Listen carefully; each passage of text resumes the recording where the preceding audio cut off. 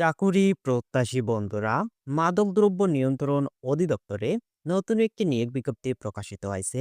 এই নিয়োগে আপনারা বাংলাদেশের সকল জেলা থেকে আবেদন করতে পারবেন। এটি একটি সরকারি চাকরি নিয়োগ বিজ্ঞপ্তি। এই নিয়োগ বিজ্ঞপ্তিটি ৯ মার্চ ২০২৬ খ্রিস্টাব্দ তারিখে প্রকাশিত হয়। এখানে বেশ কয়েকটি পদ রয়েছে। এখানে আপনার শিক্ষাগত যোগ্যতা যদি এসএসসি বা এইচএসসি অথবা স্নাতক বা সমমানের ডিগ্রি হয়ে থাকে, তাহলে আপনি এই নিয়োগে আবেদন করতে পারবেন। এখানে কোন পদে আবেদনের জন্য কিরকম শিক্ষাগত যোগ্যতা লাগবে এবং আবেদন কবে শুরু কবে শেষ, আবেদনের জন্য আপনাদের বয়স কত হতে হবে এবং আবেদন ফি কত টাকা, তা আজকের এই ভিডিওতে আপনাদের জানিয়ে দেব। অবশ্যই ভিডিওটি ধৈর্য সহকারে শেষ পর্যন্ত দেখবেন, তাহলে এই বিষয়গুলো আপনারা জানতে পারবেন। আর আমাদের ইউটিউব চ্যানেলে যারা নতুন দর্শক রয়েছেন, অবশ্যই আমাদের ইউটিউব চ্যানেলটি সাবস্ক্রাইব করে পাশে থাকা বেল আইকনটি অল করে রাখুন পরবর্তী চাকরির খবর পেতে। এখানে সবশেষে যেই পদটি রয়েছে সেটি হলো ল্যাব অ্যাটেন্ডেন্ট। পদসংখ্যা ৬০টি। এখানে গ্রেড হচ্ছে ২০ এবং আবেদনের জন্য শিক্ষাগত যোগ্যতা লাগবে কোনো স্বীকৃত বোর্ড হইতে ন্যূনতম মাধ্যমিক স্কুল সার্টিফিকেট বা সমমানের পরীক্ষায় উত্তীর্ণ, অর্থাৎ এসএসসি পাস হলে ল্যাব অ্যাটেন্ডেন্ট পদে আবেদন করা যাবে। এর পরের পদটি হচ্ছে রেকর্ড কিপার। পদসংখ্যা ৮টি। গ্রেড ১৬। আবেদনের জন্য শিক্ষাগত যোগ্যতা লাগবে কোনো স্বীকৃত বোর্ড হতে ন্যূনতম দ্বিতীয় বিভাগ বা সমমানের জিপিএ সহ উচ্চ মাধ্যমিক সার্টিফিকেট বা সমমানের পরীক্ষায় উত্তীর্ণ, অর্থাৎ এইচএসসি পাস হতে হবে এবং কম্পিউটারে এমএস অফিসে কাজ করার দক্ষতা থাকতে হবে। এর পরের পরটি হচ্ছে ওয়ার্ড মাস্টার। পদের সংখ্যা ২টি। গ্রেড ১৬। আবেদনের জন্য শিক্ষাগত যোগ্যতা লাগবে কোনো স্বীকৃত বোর্ড হইতে ন্যূনতম দ্বিতীয় বিভাগ বা সমমানের জিপিএ সহ উচ্চ মাধ্যমিক সার্টিফিকেট এইচএসসি বা সমমানের পরীক্ষায় উত্তীর্ণ এবং কম্পিউটারে এমএস অফিসে কাজ করিবার দক্ষতা থাকতে হবে। এর পরের পরটি হচ্ছে সহকারী স্টুয়ার্ড বা অ্যাসিস্ট্যান্ট স্টুয়ার্ড। পদসংখ্যা ৭টি। গ্রেড ১৬। শিক্ষাগত যোগ্যতা লাগবে কোনো স্বীকৃত বোর্ড হতে জীববিজ্ঞান বিষয়সহ ন্যূনতম দ্বিতীয় বিভাগ বা সমানের জিপিএ সহ উচ্চ মাধ্যমিক সার্টিফিকেট বা সমমানের পরীক্ষায় উত্তীর্ণ, অর্থাৎ এইচএসসি পাস হতে হবে এবং কম্পিউটারে এমএস অফিসে কাজ করার দক্ষতা থাকতে হবে। এর পরের পরটি হচ্ছে রেন্ট কালেক্টর। পদসংখ্যা ১টি। গ্রেড ১৬।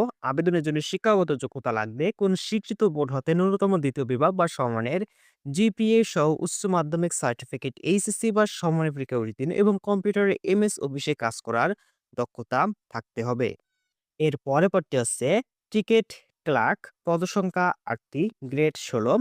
শিক্ষাগত যোগ্যতা লাগবে কোনো স্বীকৃত বোর্ড হইতে ন্যূনতম দ্বিতীয় বিভাগ বা সমমানের জিপিএ সহ উচ্চ মাধ্যমিক সার্টিফিকেট এইচএসসি বা সমমানের পরীক্ষায় উত্তীর্ণ এবং কম্পিউটারে এমএস অফিসে কাজ করার দক্ষতা থাকতে হবে।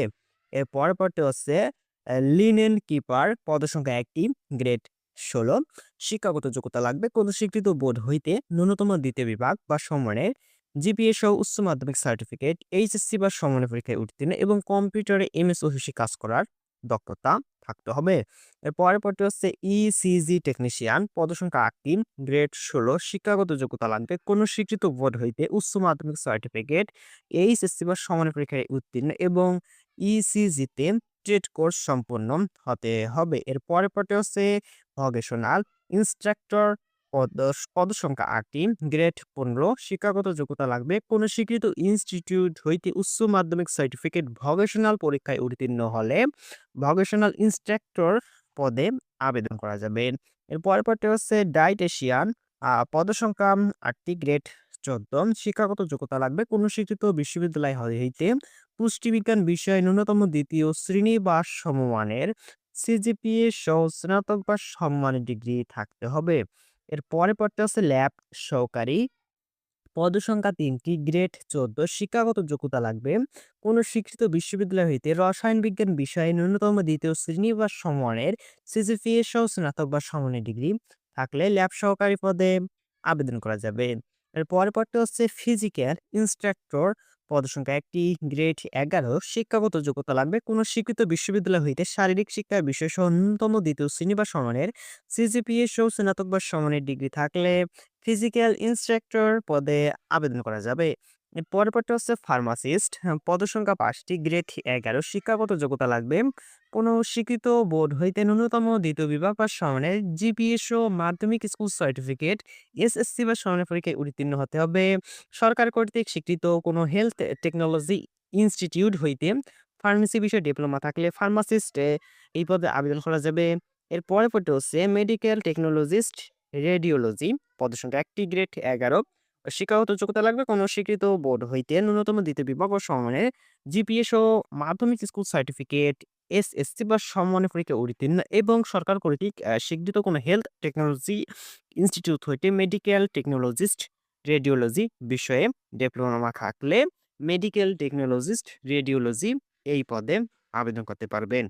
এই নিয়োগে আবেদনের জন্য প্রার্থীদের বয়স হতে হবে ১ মার্চ ২০২৬ তারিখে ১৮ বছর থেকে ৩২ বছরের মধ্যে হতে হবে। বয়স প্রমাণের ক্ষেত্রে অ্যাফিডেভিট গ্রহণযোগ্য নয়। সরকারি বা আধা সরকারি বা স্বায়ত্তশাসিত প্রতিষ্ঠানে চাকরিরত প্রার্থীদের যথাযথ কর্তৃপক্ষের অনুমতি গ্রহণপূর্বক নির্দিষ্ট সময়সীমার মধ্যে আবেদন করতে হবে এবং মৌখিক পরীক্ষার সময় অবশ্যই উক্ত অনুমতিপত্র প্রদর্শন করতে হবে। নিয়োগের ক্ষেত্রে সরকারের বিদ্যমান বিধিবিধান এবং পরবর্তী ক্ষেত্রে প্রযোজ্য বিধিবিধান অনুসরণ করা হবে। লিখিত, ব্যবহারিক ও মৌখিক পরীক্ষায় অংশগ্রহণের জন্য কোনো প্রকার টিএ বা ডিএম প্রদান করা হবে না। পরীক্ষায় অংশগ্রহণে ইচ্ছুক প্রার্থীগণ dnc.teletalk.com.bd এই ওয়েবসাইটের মাধ্যমে আপনারা আবেদন করতে পারবেন। এই নিয়োগে শুধুমাত্র অনলাইনের মাধ্যমে আবেদন করতে হবে।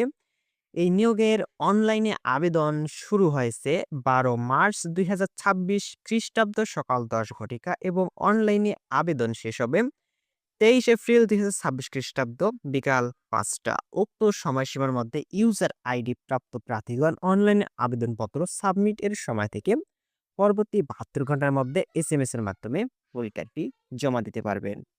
এই নিয়োগে আবেদনের জন্য আবেদন ফি নির্ধারণ করা হয়েছে ১ থেকে ৩ নং ক্রমিকের পদের জন্য আবেদন ফি ৳১৫০ সার্ভিস চার্জ বাবদ ৳১৮ মোট ৳১৬৮ ৪ থেকে ১৩ নং ক্রমিকের পদের ক্ষেত্রে পরীক্ষার ফি বাবদ ৳১০০ সার্ভিস চার্জ বাবদ ৳১২ মোট ৳১১২ এবং ১৪ নং ক্রমিকের পদের ক্ষেত্রে পরীক্ষার ফি বাবদ ৳৫০ সার্ভিস চার্জ বাবদ ৳৬ মোট ৳৫৬। তবে সকল গ্রেড অনগ্রসর নাগরিক এর ক্ষেত্রে পরীক্ষার ফি বাবদ ৳৫০ সার্ভিস চার্জ বাবদ ৳৬ মোট ৳৫৬ অনধিক ৭২ ঘন্টার মধ্যে জমা দিতে হবে। বিশেষভাবে উল্লেখ্য অনলাইনে আবেদনপত্রের সকল অংশ পূরণ করে সাবমিট করা হলে পরীক্ষার ফি জমা না দেওয়া পর্যন্ত অনলাইনে আবেদনপত্র কোনো অবস্থাতেই গৃহীত হবে না।